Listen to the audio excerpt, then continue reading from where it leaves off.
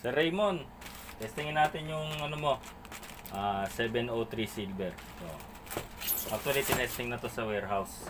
So, testingin uli natin. So, yung unit mo, sir. Yan, poging-pogi. Haba. Ito ang pangalawa na magmamana nitong Revolver 703S. Yung S po ay silver. Super 703. Ito po yung owner's manual mo, sir. Tapos ito yung shell holder. Ayan, ito po shell holder nya. Ito yung mga shell mo, sir. Ayan.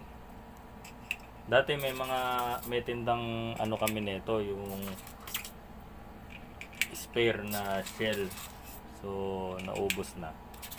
Pag meron po, sir, i-update kita kung magkakaroon ng ano. Tapos itutulak mo to, sir, pataas. Tapos iti-twist mo. Iti-twist mo lang siya. Yan. Pag ganun. Para hindi siya mahuhulog. Tapos meron po siyang rail. Ayun yung hinihigpitan sa kanya para hindi mahulog siya. May kasama yung Allen key. Ito yung Allen key. So ito yung hihigpitan mo dyan. Paglalagay, sir, ng rail na to, tatanggalin mo tong rear sight, tapos i-slide mo to pag ganun.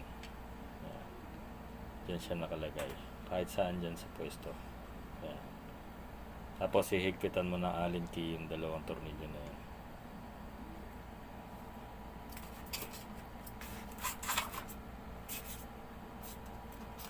Tapos, sir, yung gas na to, hindi ko na to tatanggalin, ano po.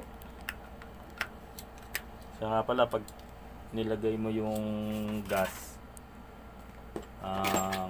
paglalagay ng gas niyan, sir, pag ganun, papasok mo. Tapos, hihigpitan mo lang dito. Pag ganun. Pag nilagay mo to, sir, di ba maluwag pa. Pag nilagay mo, sir, pipigilan mo tong cartridge. Kasi pag inikot mo to, sasabay na umikot yan eh. Medyo pipigilan mo lang, sir. Tapos saka mo iikot, hayaan mong diretso lang siya. Huwag mong hayaang masyadong umikot yung cartridge pag iniikot mo to. Hayaan mong diretso lang siya na ano. Tapos, babalik mo na ulit. Pag itatago mo, sir, tapos may laman pa na gas, hayaan nyo na lang na nandyan yung gas. Tapos pag gagamitin nyo, at least hindi pa rin siya sumisingaw. So, para maiwasan din yung pagsingaw, sir. So, ayan, sir. Pag itatago mo, sir, isi-safe mo na lang. Para baka makakalabit ng mga bata. Baka mamaya may bala. Makakalabit, mapaglaruan. Isi-safe mo na lang pag itatago mo na, sir. Paglalagay, sir, ng BBs ay dito. 6 na shot lang naman yan. Sa 2, 3, 5,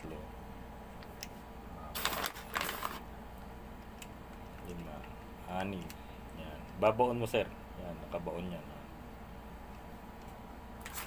Tapos paglalagay, sir, ng pagtatanggalin mo tong bola, itutulak mo lang na ganun. Patulak pag ganun.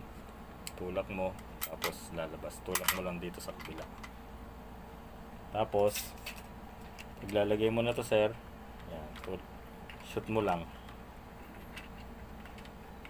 Tapos pindutin mo lang to. Yan, para kumawala. Yan. Tapos balik mo lang ulit. Tapos pag gano'n naman, sir, ito yung safe niya yan. Yan. So hindi yan puputok. Yan yung safe niya. Testingin natin to, sir. O, test fire tayo, sir, ha.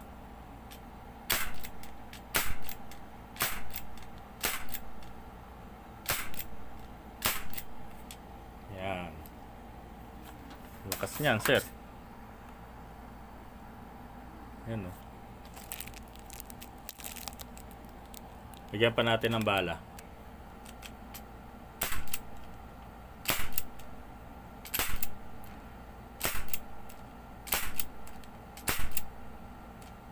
So, 6 anim na shots lang naman yan, sir. Wala na yan.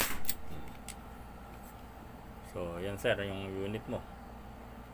Ibabalot na natin to, sir, para makauwi na sa'yo. Maraming po salamat, sir. So, ibabalot na po natin yan, sir.